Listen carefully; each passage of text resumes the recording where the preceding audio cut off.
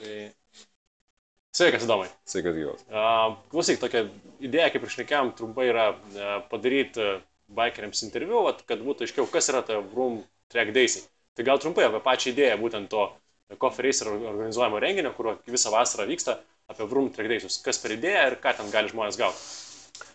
Iš esmės, kalbant, Vroom Track Day tai yra visą dieną trunkantis renginiai uždarose trasose Lietuvoje, Latvijoje ir Estijoje.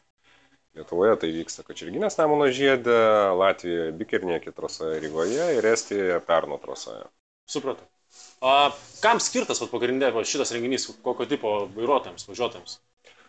Šie renginiai skirti iš tikrųjų visiems motociklų vairuotojams. Pas mus gali atvažiuoti tiek profesionalų sportininkai, tiek mėgėjai, tiek pradedantis važiuotojai.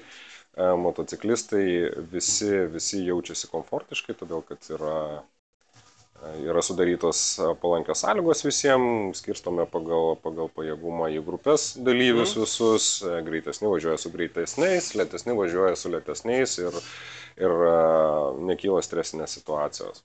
Supratau. Tarkim, jeigu aš turiu ne visiškai sportinį motociklą, tarkim, gatvinį ar ten, nežinau, kelionį motociklą, ar verta važiuoti į trasą su tokia technika ar ne? Taip, su gatvėm skirtų motociklų tikrai verta, street klasės motociklai puikiai tinka važiuoti trasoje, nekalbu aišku jau apie sportinius motociklus, jie taip pat puikiai tinka važiuoti trasoje, galima važiuoti ir net su enduro tipo motociklais, žmonės atvažiuoja ir mėgaujasi važiavimu trasoje taip pat. Supratau. Naujokams, tie žmonės, kurie neturi patirties važiavimo trasoje ir tik pirmą kartą atvažiuotų, būtent pasibandyti, ar verta važiuoti į tokį renginį?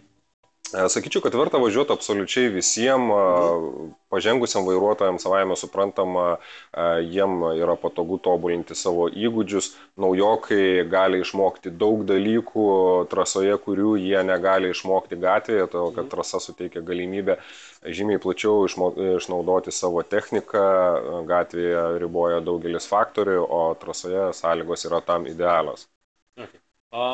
Tas žmogus, kuris pirmą kartą lankosi trasoje, pirmą kartą važiuoja, kas jam siūloma būtent tam track day'ui? Visų pirma, jam siūloma saugi kontroliuojama aplinka. Trasoje viso renginio metu budi teisėjai, jau užtikrina saugumą, taip pat budi greitosios medicinos pagalbos automobilis. Taip pat skirstoma yra, kaip minėjau anksčiau, į grupės visi dalyviai, naujokus instruktoriai pavažiuoja po trasą, parodo trajektorijas, duoda patarimų, kaip tinkamai valdyti motociklą ir atsako į visus iškilusius klausimus, jeigu kartais kam kyla klausimai. Pabaigoje visos dienos vyksta Vroom World Trophy varžybos. Kas ten gali dalyvauti, kaip visą tai atrodo? Taip, kiekvieno track day renginio pabaigoje vyksta varžybos, kaip tu ir minėjai, ir juose iš tikrųjų gali dalyvauti visi dalyvavę tos dienos renginyje. Tai nėra privaloma, kas nenori, tas gali nevažiuoti, bet kas jaučia azartą ir nori pabandyti savo jėgas varžybose, tokią galimybę mes suteikiam būtent per Vroom Oil Trophy varžybas. Gerai. Kokio pasiruošimo reikia būtent pačiam motociklui, ką reikėtų paruošti prieš tokį track day'ų ir ką reikėtų pačiam turėti važiuojant?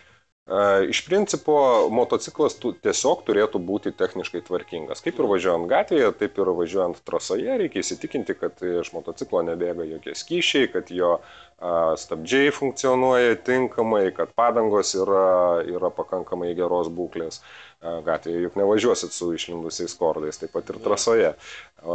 Padangos turi būti, motociklas iš esmės turi būti techniškai tvarkingas, kažkokių specialių reikalavimų tikrai nėra. Galima su paprastu gatvėje skirtu motociklu atvažiuoti drąsiai. Super. Kas liečia aprangą? Apranga turi būti specialiai motociklistams skirta apranga, turi būti šalmas, motociklinės striukė ir kelnės su apsaugom, taip pat turi būti motociklinės pirštinės ir motocikliniai batai. Primiktinai rekomenduojam taip pat dėvėti stuburo apsaugą. Supratau. Dabar kaip su tai žmonėm, kurie kaip žiūrovo teisėm atvažiuoti, gali, negali, kaip su šito? Žiūrovam iš tikrųjų įėjimas yra visada nemokamas, jie gali atvažiuoti, padalyvauti visoje toje šventėje, pasižiūrėti varžybas, pasižiūrėti, kaip treniruojasi motociklininkai, apžiūrėti techniką iš arti, pabendrauti su jų vairuotojais ir tiesiog gerai praleisti laiką. Supratau. Tai kad taip rezimuojant, žiūrovams renginys nemokamas, o patiems važiuotojams? Taip, važiuotojams renginys yra mokamas, visą informaciją galima rasti mūsų puslapyje su datom ir su kainom kiekvienam renginiui atskirai www.crmoto.lt. Supratau. Gerai, dėkui tau už interviu ir pasimatysim kitose Ačiū tau. Iki.